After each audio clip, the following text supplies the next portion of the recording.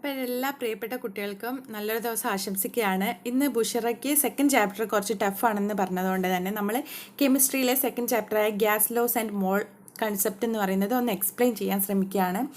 Lockdown ആയതുകൊണ്ട് തന്നെ നമുക്ക് ബോർഡൊന്നും യൂസ് ചെയ്യാൻ നിവൃത്തിയില്ല. അതുകൊണ്ട് ഞാനിത് എക്സ്പ്ലെയിൻ ചെയ്യുന്നുണ്ട്. പെന്നൊക്കെ അവൈലബിലിറ്റി കുറവായതുകൊണ്ടാണ് ഞാൻ ജസ്റ്റ് വായിച്ചിട്ട് എക്സ്പ്ലെയിൻ ചെയ്യുന്നുണ്ട്. നിങ്ങൾക്ക് മനസ്സിലാവുമെന്ന് ഞാൻ പ്രതീക്ഷിക്കുകയാണ്. അപ്പോൾ സെക്കൻഡ് ചാപ്റ്റർ നമുക്ക് പഠിച്ചു തുടങ്ങാം. ബുക്കൊക്കെ എല്ലാവരും എടുത്ത് മുൻപിൽ വെക്കുക. എന്നിട്ട് എക്സ്പ്ലനേഷൻ എന്തെങ്കിലും വ്യത്യാസം നിങ്ങൾക്ക് മനസ്സിലാവാത്തതുണ്ടെങ്കിൽ നിങ്ങൾക്ക് കമൻറ്റ് ബോക്സിൽ ലേറ്റർ കമൻറ്റ് ചെയ്യാവുന്നതാണ്. അപ്പോൾ നമുക്ക് വായിച്ച് നോക്കാം. Compared to solids and liquid, gases have a lot of characteristic features. Many elements and compounds are seen in gaseous states. We are handling so many gases in daily lives, industries and laboratories. എന്തുകൊണ്ടാണ് നമ്മൾ ഗ്യാസിനെ കുറിച്ച് പഠിക്കാൻ കാരണം? Compared to solid and liquid, സോളിഡിനെയും ലിക്വിഡിനെയും അപേക്ഷിച്ച് നോക്കുമ്പോൾ ഗ്യാസസിന് എന്താണ് ലോട്ട് ഓഫ് ക്യാരക്ടറിസ്റ്റിക് ഫീച്ചേഴ്സ്. അതിന് ഒരുപാടധികം ക്യാരക്ടറിസ്റ്റിക് ഫീച്ചേഴ്സ് ഉണ്ട്, അതിൻ്റെതായ കുറച്ച് സ്വഭാവ സവിശേഷതകളുണ്ട്. Many elements and compounds are seen in gaseous States. നമ്മൾ ദിവസം ദൈനംദിന ജീവിതത്തിൽ ഉപയോഗിക്കുന്ന പല ഇലമെൻറ്റ്സും കോമ്പൗണ്ട്സും ഒക്കെ ഗ്യാഷ്യസ് സ്റ്റേറ്റിലാണ് കാണപ്പെടുന്നത്. അതേപോലെ തന്നെ ഇൻഡസ്ട്രീസിലും ലബോറട്ടറീസിലും ഒക്കെ നമ്മൾ ഗ്യാഷ്യസ് സ്റ്റേറ്റിലുള്ള വാതകങ്ങളോട് നമ്മളെ ഡെയിലി ലൈഫിൽ യൂട്ടിലൈസ് ചെയ്യുന്നുണ്ട്. അപ്പോൾ അതുകൊണ്ട് തന്നെ നമ്മൾ ഈ ഗ്യാഷ്യസ് സ്റ്റേറ്റിൻ്റെ പ്രത്യേകതകൾ എന്തൊക്കെയാണ് എന്നുള്ളത് നമ്മൾ പഠിക്കേണ്ടത് അത്യാവശ്യമാണ്. അപ്പോൾ certain statement regarding gaseous are given. കുറച്ച് ഗ്യാഷ്യസ് സ്റ്റേറ്റിലുള്ള അവസ്ഥയിൽ എന്തൊക്കെയാണ് സംഭവിക്കുന്നത് അതിനെ പറ്റിയുള്ള കുറച്ച് സ്റ്റേറ്റ്മെൻറ്റാണ് ഇവിടെ കൊടുത്തിരിക്കുന്നത്. Each gas contain numerous minute molecule. ഓരോ ഗ്യാസും എന്താണ്, ന്യൂമറസ് ആയിട്ട് വളരെ കുറഞ്ഞ കാണാൻ കണികകൾ പോലെയുള്ള ന്യൂമറസ് ആയിട്ടുള്ള ഒരുപാടധികം മോളിക്യൂൾസ് ഉള്ളതാണ് ഒരു ഗ്യാസ് എന്ന് പറയുന്നത്. When compared to the total volume of a gas, the real volume of molecule is very less. നമ്മൾ ഗ്യാസിൻ്റെ വോളിയത്തിന്, ടോട്ടൽ വോളിയത്തിനെ കൺസിഡർ ചെയ്യുമ്പോൾ real volume of molecule is very less ആണ്. നമ്മൾ കുറഞ്ഞ ഒരു 5-6 മോളിക്യൂൾസ് എടുത്തിട്ടാണ്, സപ്പോസ് അങ്ങനെ പ്രതീക്ഷിക്കട്ടോ, അങ്ങനത്തെ the real volume of molecule is very low. നമ്മൾ ഗ്യാസ് ഉണ്ടാക്കാൻ വേണ്ടിയിട്ട് യൂസ് ചെയ്ത മോളിക്യൂൾസിൻ്റെ വോളിയം എന്ന് പറയുന്നത് വളരെ കുറവായിരിക്കും. പക്ഷേങ്കിൽ അതൊരു ഗ്യാഷ്യസ് സ്റ്റേറ്റിലേക്ക് എത്തുമ്പോൾ അതിൻ്റെ ഈ ഗ്യാസിൻ്റെ ടോട്ടൽ വോളിയം എന്ന് പറയുന്നത് വളരെ കൂടുതലുമായിരിക്കും. അതെങ്ങനെയാണെന്ന് നിങ്ങൾക്കൊന്ന് ഓർത്ത് നോക്കി. നിങ്ങളൊരു കുഞ്ഞു പാത്രത്തിൽ, ഒരു കുഞ്ഞു കണ്ടെയ്നറിൽ ഒരു ഗ്യാസ് സേവ് ചെയ്ത് വെച്ചു. അതെന്നിട്ട് നിങ്ങൾ വലിയൊരു കണ്ടെയ്നറിലേക്ക് മാറ്റി, അല്ലെങ്കിൽ ഒരു വലിയൊരു ബോട്ടിലേക്ക് മാറ്റി. അപ്പം ഈ ഒരു കുഞ്ഞു കണ്ടെയ്നറിലുള്ള അതേ വോളിയം അത് ആ ഒരു ചുരുങ്ങിയ സ്ഥലത്തിൻ്റെ ഉള്ളിൽ അത് സ്പേസ് അക്യുമുലേറ്റ് ചെയ്യാൻ സഹായിക്കും.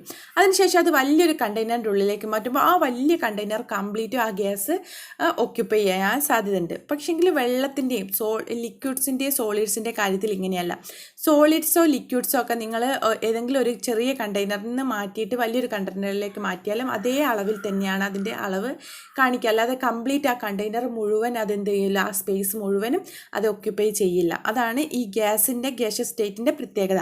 അതുകൊണ്ട് തന്നെയാണ് നമ്മളെ കയ്യിലുള്ള real volume of molecule is very low ആണെങ്കിലും ലെസ് ആണെങ്കിലും അത് ടോട്ടൽ ഗ്യാസിൻ്റെ വോളിയത്തിനോട് അത് കമ്പയർ ചെയ്യുമ്പോൾ വളരെ കുറവാണെന്ന് പറയുന്നത്. The molecule of A gas are in the state of rapid random motion in all direction. അതായത് ഗ്യാസിൻ്റെ ഉള്ളിലുള്ള മോളിക്യൂൾസ് എന്ന് പറയുന്നത് റാപ്പിഡ് റാൻഡം മോഷൻ ആയിരിക്കും. പെട്ടെന്ന് തന്നെയുള്ള റാൻഡം ആയിട്ടുള്ള മോഷൻസ് ഇൻ ഓൾ ഡയറക്ഷൻ, എല്ലാ ഡയറക്ഷനിലും ആ മോളിക്യൂൾസ് മൂവ് ചെയ്യുന്നുണ്ട്. റാപ്പിഡ് ആയിരിക്കും, വളരെ പെട്ടെന്ന് തന്നെയായിരിക്കും. അതേപോലെ തന്നെയാണ് പല ഡയറക്ഷനിലും അത് മൂവ് ചെയ്യുന്നുണ്ട്. As a result of the random motion of the gas molecules, they collide with each other. അതായത് പെട്ടെന്ന് നമ്മൾക്ക് തന്നെ അറിയാം, ഒരു റൂമിൻ്റെ അകത്ത് കുറേ ആളുകളെ അടച്ചിട്ടിട്ട് പെട്ടെന്ന് അവിടെ ഒരു എക്സ്പ്ലോഷൻ സംഭവിക്കുന്നു പറയുമ്പോൾ എല്ലാവർക്കും ഉള്ളിൽ ഭയം വരികയും ഓടിച്ചാടി അങ്ങോട്ടും ഇങ്ങോട്ടും ഒക്കെ രക്ഷപ്പെടാൻ വേണ്ടിയിട്ട് ഓടാൻ തുടങ്ങും. അപ്പോൾ നമ്മൾ കൂട്ടിയിടിച്ചിട്ട് മറ്റുള്ളവരെ കൂട്ടിയിടിക്കും, ചിലപ്പോൾ വാളിൽ പോയിട്ട് കൂട്ടിയിടിക്കും. അതേപോലെ തന്നെയാണ് ഈ rapid random motion of the gas molecules, they collide with each other. അതിലുള്ള ഗ്യാസ് മോളിക്യൂൾസ് തമ്മിൽ എന്ത് ചെയ്യും, collide with each other and collide with the wall of the container. അത് ഏത് കണ്ടെയ്നറിലാണോ സൂക്ഷിച്ചിരിക്കുന്നത് ആ കണ്ടെയ്നറിൻ്റെ വാളിൽ പോയിട്ടും ഇരിക്കും. This collision with the wall account for the pressure of A gas. ഇങ്ങനെ ഉണ്ടാവുന്ന കൊളീഷൻ വിത്ത് ദി കണ്ടെയ്നറിൻ്റെ വാളിൽ പോയിട്ട് ഗ്യാസ് മോളിക്യൂൾസ് ഇരിക്കുന്നത് കൊണ്ടാണ് ഈ ഗ്യാസുകൾ ഗ്യാസ് ഒരു പ്രഷറിലാണ്. പ്രഷർ ഓഫ് എ ഗ്യാസ് മോളിക്യൂൾസിൻ്റെ ഈ ഒരു കൊളീഷൻ കൊണ്ട് വാളിൽ പോയിട്ട് കൊളൈഡ് ചെയ്യുന്നത് കൊണ്ട് ആണ് ഇവിടെ പ്രഷർ ഓഫ് ഗ്യാസ് ഉണ്ടാവുന്നത്. As the collision of molecules are perfectly elastic in nature there is no loss of energy. അവിടെ എനർജി ലോസ് ഉണ്ടാവില്ല. ഒരു രണ്ട് മോളിക്യൂൾസ് തമ്മിൽ കൊളൈഡ് ചെയ്യുമ്പോൾ ഉറപ്പായിട്ട് അവിടെ ഒരു എനർജി പ്രൊഡ്യൂസ് ചെയ്യേണ്ടതാണ്, അല്ലെങ്കിൽ ഒരു ലോസ് ഓഫ് എനർജി അവിടെ ഉണ്ടാവേണ്ടതാണ്. പക്ഷേങ്കിൽ ഈ collision of molecules in gas molecules എന്ന് പറഞ്ഞാൽ പെർഫെക്റ്റ്ലി ഇലാസ്റ്റിക് ഇൻ നേച്ചർ. നിങ്ങൾക്കറിയാം എന്താണ് ഇലാസ്റ്റിസിറ്റി എന്ന് പറയുന്നത്. ഇലാസ്റ്റിക് ആയിട്ടുള്ള എന്ത് വസ്തു നമ്മൾ വലിച്ചു പിടിച്ചു വെച്ചാലും അത് പെട്ടെന്ന് നമ്മൾ ലൂസൻ ചെയ്യുമ്പോൾ അത് അതിൻ്റെ പഴയ സ്ഥിതിയിലേക്ക് തന്നെ പോകും. അതേപോലെ തന്നെയാണ് ഈ മോളിക്യൂൾസിൻ്റെ കൊളീഷൻ എന്ന് പറയുന്നത് ഇലാസ്റ്റിക് നേച്ചറിലായതുകൊണ്ട് തന്നെ there is no loss of energy. അവിടെ ഒരു എനർജി ലോസും ഉണ്ടാവുന്നില്ല. There is no attraction between the gas molecules and with the wall of the container. കണ്ടെയ്നറിൻ്റെ വോളും ഈ ഗ്യാസ് മോളിക്യൂൾസും തമ്മിൽ ഒരു അട്രാക്ഷനും ഇല്ല. നിങ്ങൾ കരുതും ഈ ഗ്യാസ് മോളിക്യൂൾസ് എന്തിനാണ് വാളിൽ പോയിട്ട് ഇങ്ങനെ ഹിറ്റ് ചെയ്യുന്നതെന്ന്. അതിൻ്റെ കാരണം എന്താണെന്ന് വെച്ചാൽ അത് റാൻഡം ആയിട്ട് മൂവ് ചെയ്യുന്നത് കൊണ്ടാണ്. അല്ലാതെ ഗ്യാസ് മോളിക്യൂൾസ് കണ്ടെയ്നറിൻ്റെ വോളും തമ്മിൽ ഒരു അട്രാക്ഷൻ ഉള്ളത് കൊണ്ടല്ല അവിടെ പോയിട്ട് ഇടിക്കുന്നത്. ഇനി അവിടെ ഒരു ടേബിൾ തന്നിട്ടുണ്ട്. On the basis of the above statement complete table 2.1 given below. അപ്പോൾ ഇവിടെ കുറച്ച് സ്റ്റേറ്റ്മെൻറ്റ് തന്നിട്ടുണ്ട്, നമ്മളത് ഫില്ല് ചെയ്യണം. അപ്പോൾ ഇവിടെ തന്നെ ക്വസ്റ്റ്യൻ എന്താണ്? എനർജി ഓഫ് ഗ്യാസ് മോളിക്യൂൾസ് എന്ന് പറയുന്നത് വെരി ഹൈ ആണെന്ന് നമ്മൾ മനസ്സിലാക്കി ഈ ഒരു സ്റ്റേറ്റ്മെൻറ്റിൽ, മുകളിൽ കൊടുത്ത സ്റ്റേറ്റ്മെൻറ്റിൽ നിന്ന്. രണ്ടാമത്തേത് ഡിസ്റ്റൻസ് ബിറ്റ്വീൻ ദ മോളിക്യൂൾസ് എന്ന് പറയുന്നത് എവേ ഫ്രം ഈച്ച് അതർ ആയിരിക്കും. ഡിസ്റ്റൻസ് ബിറ്റ്വീൻ ദ മോളിക്യൂൾ, രണ്ട് മോളിക്യൂൾസ് കൂടി ചേർന്ന് നിൽക്കുകയാണെങ്കിൽ അതാണ് സോളിഡ് സ്റ്റേറ്റ് അല്ലെങ്കിൽ ലിക്വിഡ് സ്റ്റേറ്റിലൊക്കെ എന്താണ് ഈ മോളിക്യൂൾസ് തമ്മിൽ അടുത്തടുത്താണ് ഉണ്ടാവുക. പക്ഷേങ്കിൽ ഗ്യാസ് മോളിക്യൂൾസിൻ്റെ പ്രത്യേകത എന്ന് പറഞ്ഞാൽ they are far away from each other. ലൂസനായിട്ടാണ് ഈ ഒരു ഗ്യാസ് മോളിക്യൂൾസിനെ അറേഞ്ച് ചെയ്തിരിക്കുന്നത്. അതുകൊണ്ട് തന്നെയാണ് അവിടെ ഇത് ഗ്യാഷ്യസ് സ്റ്റേറ്റിലേക്ക് മാറാൻ കാരണം. അട്രാക്റ്റീവ് ഫോഴ്സ് ബിറ്റ്വീൻ മോളിക്യൂൾസ് എന്ന് പറയുന്നത് വെരി ലോ ആണ്. രണ്ട് മോളിക്യൂൾസ് തമ്മിലുള്ള അട്രാക്ഷൻ ഫോഴ്സ് എന്ന് പറയുന്നത് വെരി ലോ ആണ്. ഡിസ്റ്റൻസ് ബിറ്റ്വീൻ ദ മോളിക്യൂൾസ് എന്ന് പറയുന്നത് എന്താണ്? വെരി ഹൈ ആണ്. അപ്പോൾ ഇത്രയും കാര്യങ്ങൾ മനസ്സിലായെന്ന് പ്രതീക്ഷിക്കുകയാണ്. ഇത്രയും കാര്യങ്ങളിൽ നിന്ന് നമുക്ക് എന്തൊക്കെ മനസ്സിലാക്കാം? On examining these statement you may get an idea of the volume of gas എന്താണെന്ന് മനസ്സിലായിട്ടുണ്ടാവും, പ്രഷർ എങ്ങനെയാണ് ഉണ്ടാവുന്നത് മനസ്സിലായിട്ടുണ്ടാവും, അതേപോലെ ഗ്യാസ് മോളിക്യൂൾസിൻ്റെ എനർജീനെ പറ്റിയും നമുക്ക് ഈ ടേബിളിൽ നിന്ന് മനസ്സിലാക്കാൻ പറ്റും. ഇനി നമ്മൾ ഈ ചാപ്റ്ററിൽ പഠിക്കാൻ പോകുന്നത് വോളിയം ഓഫ് ഗ്യാസിൻ്റെ വോളിയത്തിൻ്റെ പ്രത്യേകതകളാണ് നമ്മൾ ഈ ഒരു ചാപ്റ്ററിൽ പഠിക്കാൻ പോകുന്നത്. The space occupied by a substance is known as its volume. Volume എന്ന് പറഞ്ഞാൽ എന്താണ്? ദ സ്പേസ് ഓക്യുപ്പൈഡ് ബൈ, എന്തെങ്കിലും ഒരു സബ്സ്റ്റൻസ് ഒക്യുപ്പൈ ചെയ്യുന്ന, അത് നിൽക്കുന്ന ആ ഒരു സ്പേസിനെയാണ്, ആ സ്ഥലത്തിനെയാണ്, അത് എത്രത്തോളം വോളിയം ആണ് ഒക്യുപ്പൈ ചെയ്തിരിക്കുന്നതെന്ന് നമ്മൾ പറയുന്നത്. The space occupied by a substance is known as its volume. മനസ്സിലായല്ലോ വോളിയം എന്ന് പറഞ്ഞാൽ എന്താണെന്ന്? Even if a litre of liquid is transferred into container of any size there is no difference in its volume. മനസ്സിലായല്ലോ? ഒരു litre liquid നമ്മൾ എടുത്തിട്ട് ഒരു കണ്ടെയ്നറിൽ നിന്ന് മറ്റൊരു കണ്ടെയ്നറിലേക്ക് മാറ്റിയാലും അതിൻ്റെ വോളിയത്തിൽ ഒരു ചേഞ്ച് ഉണ്ടാവില്ല. നിങ്ങളിപ്പോൾ വലിയൊരു കണ്ടെയ്നറിൽ ഒരു ലിറ്റർ ലിക്വിഡ് ഒഴിച്ചാലും മറ്റൊരു കണ്ടെയ്നറിലേക്ക് അത് മാറ്റിയാലും, അതിലും ചെറിയൊരു കണ്ടെയ്നറിലേക്ക് അത് മാറ്റിയാലും അതിൻ്റെ വോളിയത്തിൽ, അതായത് 1 ലിറ്റർ എന്നുള്ളതിൽ ഒരു വ്യത്യാസം ഉണ്ടാവില്ല. അതേപോലെയാണ് 1 kg ആയിട്ടുള്ള അരിയോ അങ്ങനത്തെ മറ്റ് സാധനങ്ങൾ, സോളിഡ് ആയിട്ടുള്ള എന്ത് വസ്തുക്കളും മറ്റൊരു 1 kg കണ്ടെയ്നറിലേക്കോ അല്ലെങ്കിൽ 5 kg കണ്ടെയ്നറിലേക്ക് മാറ്റിയാലും അതിൻ്റെ ആ വോളിയത്തിൽ ഒരു ചേഞ്ച് ഉണ്ടാവില്ല. If a gas which is kept in a cylinder having a volume of 1 litre is completely transferred to another 5 litre cylinder then what will be the volume of the gas എന്നാണ് ചോദിച്ചിരിക്കുന്നത്. അതായത് 1 litre ഗ്യാസുള്ള ഒരു സിലിണ്ടറിൽ നിന്ന് 5 litre gas occupy ചെയ്യാൻ പറ്റുന്ന സിലിണ്ടറിലേക്ക് ആ gas മാറ്റിയാൽ അതിൻ്റെ വോളിയത്തിൽ എന്തെങ്കിലും ചേഞ്ച് ഉണ്ടാവുമോ എന്നുള്ളതാണ് question. Volume of A gas is the volume of the container which it is occupied. Volume of gas എന്ന് പറയുന്നത് എന്താണ്? It is the volume of the container which it occupies. അതിനെ ഒക്യുപ്പൈ ചെയ്യുന്ന ഏത് കണ്ടെയ്നർ ആണോ ആ കണ്ടെയ്നറിന് എത്രത്തോളം വോളിയം ഉണ്ടോ അതാണ് ആ ഗ്യാസിൻ്റെ വോളിയം എന്ന് പറയുന്നത്. മനസ്സിലായല്ലോ? അതായത് നിങ്ങളിപ്പം 1 ലിറ്റർ കൊള്ളുന്ന ഒരു ഗ്യാസ് സിലിണ്ടറിൻ്റെ ഉള്ളിൽ ഗ്യാസ് അടച്ചു വെച്ചിരിക്കുകയാണ്.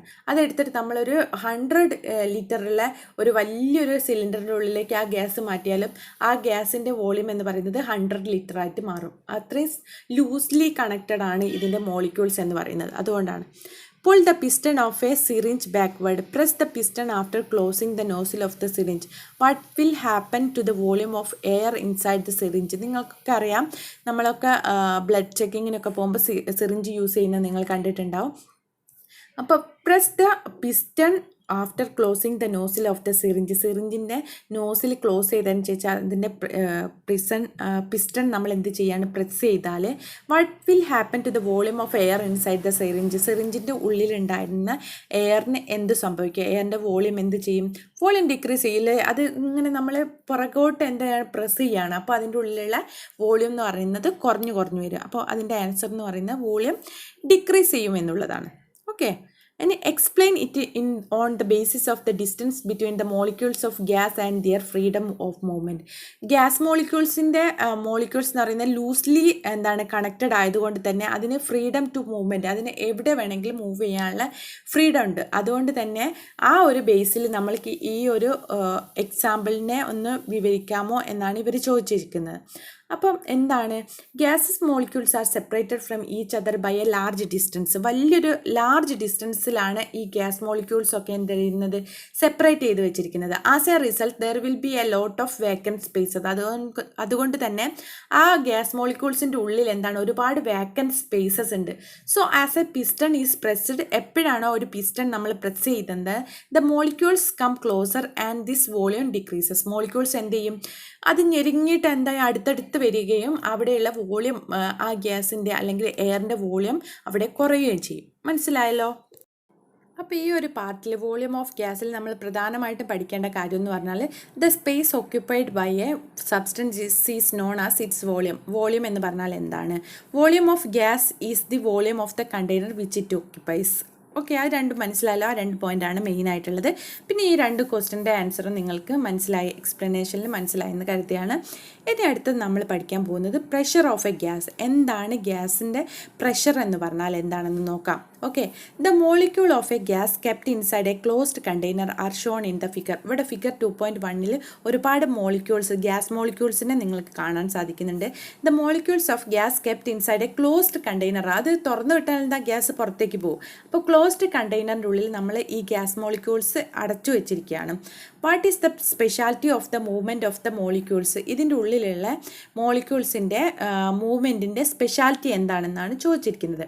അപ്പം നമുക്ക് പറയാം, molecules move in all possible direction. ഇതിൻ്റെ ഉള്ളിൽ ഒരു റെസ്ട്രിക്ഷനുള്ള ഒരുപാട് 2 മോളിക്യൂൾ തമ്മിൽ ഒരുപാട് സ്പേസ് ഡിഫറൻസ് ഉണ്ട്. അതുകൊണ്ട് തന്നെ ആ മോളിക്യൂളിന് free to move in all possible direction. ഏത് ഡയറക്ഷനിൽ വേണമെങ്കിലും ഫ്രീ ആയിട്ട് മൂവ് ചെയ്യാനുള്ള ഒരു പോസിബിലിറ്റി അതിനുണ്ട്. മോളിക്യൂൾസിന് ഒരു ഫ്രീഡം ഉണ്ട്. What assumption can be made regarding the possibility of collision between gas molecules? 2 gas molecules തമ്മിൽ കൊളൈഡ് ചെയ്യാനുള്ള ഒരു പോസിബിലിറ്റി എത്രത്തോളമാണ്? The molecules collide each other. നമുക്ക് അവിടെ കാണാൻ പറ്റുന്ന ഏത് മോളിക്യൂൾ ആണെങ്കിലും അത് കൊളൈഡ് ഈച്ച് അതർ, മറ്റുള്ള മോളിക്യൂൾസുമായിട്ട് കൊളീഷൻ സാധ്യമാണ്. Consider any surface inside the container. കണ്ടെയ്നറിൻ്റെ ഉള്ളിൽ ഏതെങ്കിലും ഒരു ചെറിയ പോർഷൻസ് നമ്മൾ സർഫസ് കൺസിഡർ ചെയ്യാണ്. A force is experience on the surface as a result of the collision of the gas molecules on the surface.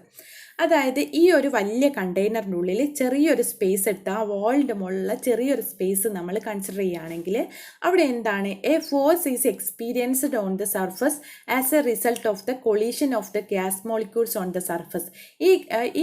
ഈ ഒരു സർഫസിൻ്റെ മുകളിൽ ഗ്യാസ് മോളിക്യൂൾസ് വരും. ആ ഗ്യാസ് മോളിക്യൂൾസ് തമ്മിൽ കൊളീഷൻ നടക്കുന്നത് കൊണ്ട് തന്നെ ആ ഒരു സർഫസിൻ്റെ മുകളിൽ ഒരു ഫോഴ്സ് എക്സ്പീരിയൻസ് ചെയ്യും. If we know the force exerted on the surface and its surface area, we can calculate the force experienced per unit area. എന്താണ് ഇവിടെ പറഞ്ഞിരിക്കുന്നത്?